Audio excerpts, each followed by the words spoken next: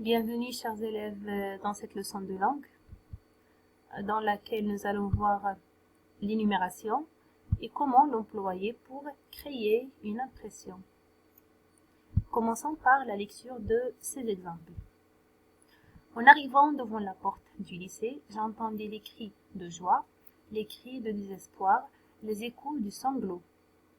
Deuxième phrase, ils cherchèrent dans les plis de la robe, dans les plis du manteau, dans les poches, partout. Troisième phrase, il prit sa valise, ouvrit la porte, monta dans sa voiture et s'enfonça dans la nuit. Dernier exemple, je ne me vis pas dans ma glace, elle était vide, claire, profonde, pleine de lumière. Regardez maintenant le premier exemple. En arrivant devant la porte du lycée, j'entendis les cris de joie, les cris de désespoir, les échos du sanglot. Cette phrase se compose de 3 propositions. La première, en arrivant devant la porte du lycée, j'entendis les cris de joie. La deuxième, en arrivant devant la porte du lycée, j'entendis les cris de désespoir. Et la troisième, en arrivant devant la porte du lycée, j'entendis les échos du sanglot. Ce sont alors des propositions juxtaposées, c'est-à-dire l'une placée à côté de l'autre et séparées, comme vous voyez, par des virgules. Donc l'élément qui se répète dans les 3 propositions que je viens de lire, c'est en arrivant devant la porte du lycée, j'entendis. Donc c'est l'élément qui se répète dans chaque proposition. Voyons maintenant la nature grammaticale des éléments qui ne se répètent pas, les éléments écrits en bleu. Ce sont des compléments d'objet direct. Du verbe entendre. J'entendis quoi? J'entendis les cris de joie. J'entendis les cris de désespoir. J'entendis les échos du sanglot. Passons maintenant à voir les autres exemples. Ils cherchèrent dans les plis de la robe, dans les plis du manteau, dans les poches, partout. Dans cet exemple, également, nous avons 4 propositions. Ce sont, comme je viens de dire, des propositions juxtaposées. La première, ils cherchèrent dans les plis de la robe. La deuxième, ils cherchèrent dans les plis du manteau. La troisième, ils cherchèrent dans les poches. Et la dernière proposition, ils cherchèrent partout.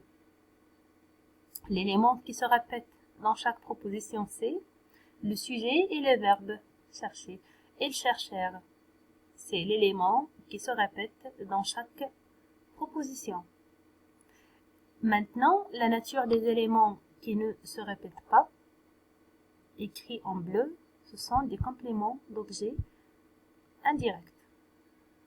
Ce sont des compléments d'objets indirects du verbe chercher. Elle cherchait où?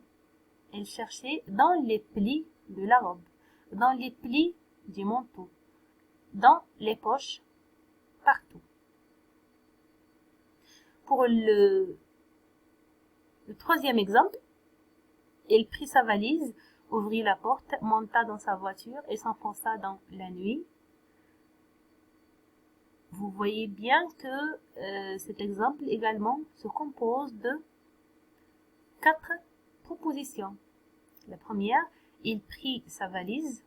La deuxième, il ouvrit la porte. La troisième, il monta dans sa voiture. Et la dernière, il s'enfonça dans la nuit. Ici, l'élément qui se répète, c'est le sujet. Mais l'action change. Au début, le sujet a pris la valise. Ensuite, il ouvrit la porte. Ensuite, il monta dans sa voiture. Et finalement, il s'enfonça dans la nuit. Donc, ce sont les actions qui changent à chaque fois. Mais le sujet, c'est le même. Donc, la nature grammaticale alors des éléments juxtaposés, écrits en bleu, ce sont des verbes. Pour le dernier exemple, je ne me vis pas dans ma glace, elle était vide, claire, profonde, pleine de lumière. Donc les éléments écrits en gras et en bleu, ce sont des adjectifs. Donc ces adjectifs-là caractérisent la glace. Je ne me vide pas dans ma glace, elle qui renvoie à la glace. La glace était vide, la glace était claire, la glace était profonde, la glace était pleine de lumière. Donc, pour ne pas faire la répétition, on a employé le procédé de l'énumération, c'est-à-dire on a énuméré les adjectifs en les séparant par la virgule. Alors, les éléments juxtaposés dans chaque exemple, comme vous voyez, ce sont des éléments ou bien des mots de la même nature et grammaticale. Comme le premier exemple, nous avons des compléments d'objets directs. Donc, 3 éléments de la même nature et grammaticale. C'est la même chose également dans le deuxième exemple. Nous avons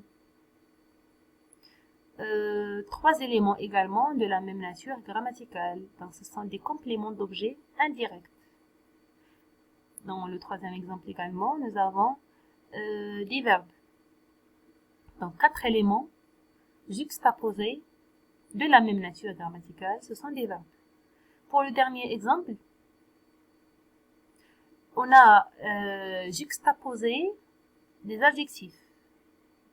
Donc, vide, clair, profonde et pleine sont tous des adjectifs. Alors, les éléments juxtaposés doivent être de la même nature grammaticale. C'est ce qu'on appelle l'énumération. Alors, quelle est la fonction de l'énumération? Pourquoi on emploie l'énumération? L'énumération s'emploie pour maximiser la précision dans les descriptions, donner un rythme à la phrase et aussi pour créer une impression. Par exemple, le désespoir.